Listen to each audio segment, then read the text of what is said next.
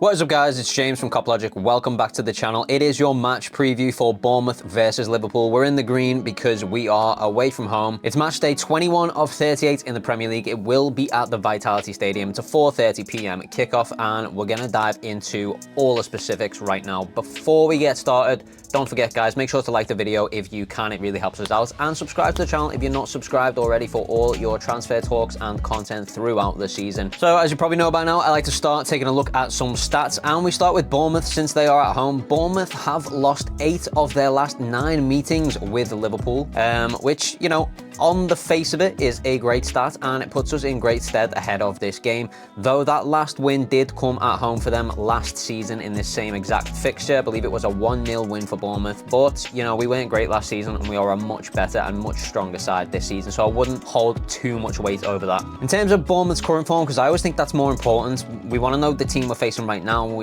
You know, sometimes it doesn't really matter historically what the results have been. What matters is the team we're going to face this week. So let's take a look at Bournemouth's current form. They've won 3 of their last 4 home games, so their home form is very good, and they've actually taken more points than any other side in their last 8 games in the entire Premier League, with Liverpool right behind them. We have, however, won our last 3 away games, so it's an interesting meeting of a team that's very good at home versus a team that's very good away in Liverpool. Of course, though, Liverpool with no Mo Salah and no Endo due to international comps.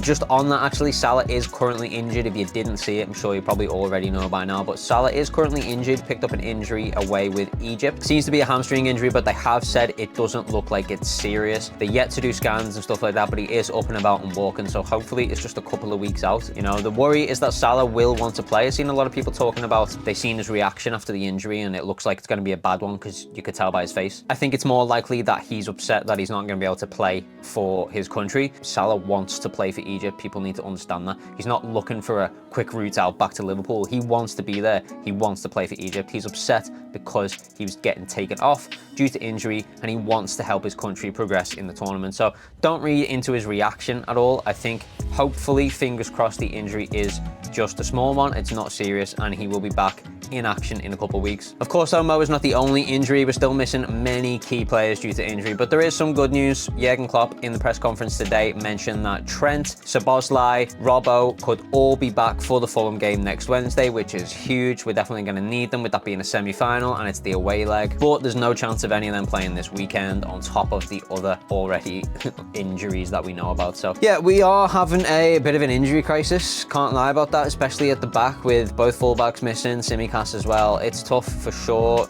You know, we're struggling with CDM as well, with Endo away, and then you've got Bajcetic, Thiago injured. But it is what it is. We've got to make do. I think it's very interesting that we're yet to make a January signing. It's actually been a very quiet January window for every club, I would say, in the Premier League. You know, there are certain clubs you'd think, Arsenal you think would look for a striker. Aston Villa maybe would do something since they're in the chase and pack. It's very interesting that this January has been pretty quiet for everyone across the board, including Liverpool. But it does worry me because now is the time to do it. You know, we're at top of the league. You can see what City are about to do. They're really building on something. They've got some very easy fixtures ahead of them. I can't see them losing for a long time now. We've got some tough games. I mean, we've got Arsenal away without Mo Salah. That's going to be real tough, and every game has become a must-win now. So I'm very surprised that we haven't done anything in the January window. I would have liked us to pick up a centre-back. Look, it's not over yet. The January window is not over yet, and we all linked to a bunch of targets, but a lot of them seem to be targets with summer release clauses. So I really think, even being honest, it's not looking good for a January signing, but, you know, we could see a couple of players come into the club in the summer, so stay tuned for that. But let's get back to this weekend and the game against Bournemouth. Obviously, those injuries and the lack of January signings is going to affect the team that we select, so let's get right into that team right now. Starting in goal, it is, of course, the return of Alisson Becker. You know, we're back in the Premier League now. Alisson Becker obviously has to start. Best keeper in the world. Say that every week, I think. So, yeah, no changes there. As for the centre-backs, I'm going strong. Like I said, I think this is a must-win, and with the deficiencies we've already got in the back line due to injuries, it's important that we use the best when we can use the best, and that is, of course, Ibrahima Konate and Virgil van Dijk. Dominic Solanke, by the way, it's worth mentioning, is in incredible form for Bournemouth, so it's important that we have a strong defensive line. Speaking of a strong defensive line, I'm going Joe Gomez at left back. That's the best option we've got, and I actually think it's a fine option. He's been doing an incredible job, not just recently, but this season on a whole. You know, he's been called up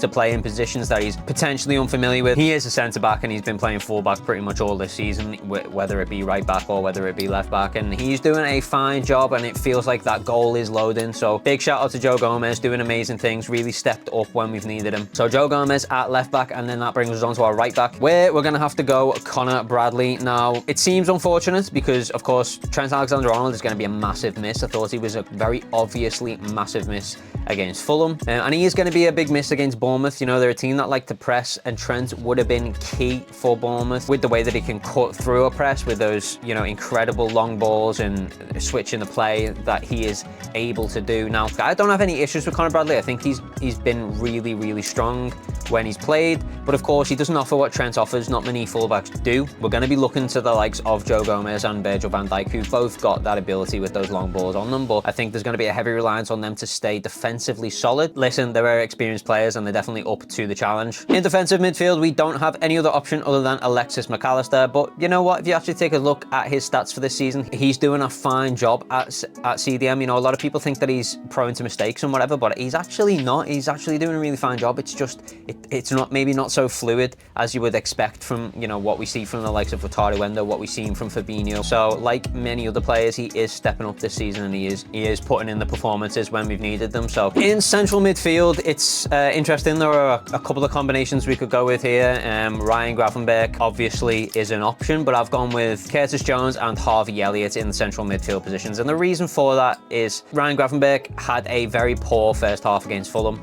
You know, I'm not judging him as saying that he's a bad player, because he definitely has some great little spells, and we've seen it with Liverpool already. He's definitely prone to mistakes at the moment. I think he needs a little bit more man management, and his time needs to be controlled a little bit more around these games. I think this is one for me where, look, I'm expecting to see him come off the bench, but for me, I just feel a little bit safer going with this Curtis Jones, Harvey Elliott thing, because obviously we've got no Dominic Szoboszlai, we've got no Thiago Alcantara. We haven't had one of those all season, so the options are limited. But for me, Harvey Elliott, don't think he was great in that right wing position against Fulham, so I'm going to pull him back and put him into the midfield. He links up with Trent Alexander-Arnold really well, who obviously is not going to be there, so maybe that's a little bit of a worry. Maybe that's something Jurgen Klopp will think about. But for me, I just think he does a little bit better job than Ryan Gravenberch right now. So I'm going Curtis Jones, who got the goal against Fulham. He's in fine form. And then I'm going Harvey Elliott as well. If Harvey is in that midfield, then that affects our right wing decision. So let's jump into our right wing decision. I am going, and you might have already guessed it, but I'm going Luis Diaz, because I think he is a revelation on that right wing. One of the key things we could take away from that Arsenal game. And I think without Mo Salah, this is the answer. I know Klopp started Harvey Elliott there on the right wing against Fulham, but I don't think that's the play. I think we've seen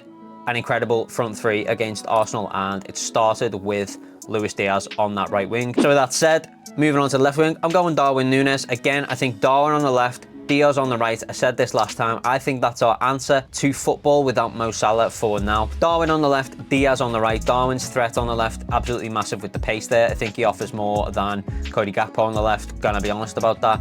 I think I said that last time. And, you know, Luis Diaz on the right, he performed amazingly, and we needed someone that could really step up with Mo Salah away, and I think the answer to that is Luis Diaz on this right side. Now, Darwin Nunez's performance off the bench against Fulham was amazing. He definitely deserves to start this game. You know, 2 assists for both goals, Curtis Jones and Cody Gakpo's goal. Darwin obviously with both assists there. The impact Darwin and Cody had when they came off the bench changed the game completely. You might think that that means Cody Gakpo is going to go down the middle, and I could understand that. But for me, I'm going to give Diogo Jota another chance. I just think he is a bigger goal threat than Cody Gakpo. To be fair, Cody Gakpo probably deserves to start this game, and if Jurgen Klopp does that, I would not blame him one bit. You know, Cody Gakpo obviously was a goal threat when he came off the bench. Him and Darwin completely changed the game, and I would totally understand starting Cody Gakpo. Honestly, the two are interchangeable at this point between Gakpo and Jota. Jota is a bigger goal threat. We didn't see the best of him against Fulham, and hopefully he can show the best of him against Bournemouth, because we're certainly going to need it. All these games are must-win games now, because we all know what Manchester City are about to do. I think for me, that Newcastle game was the last time I expected City to drop any points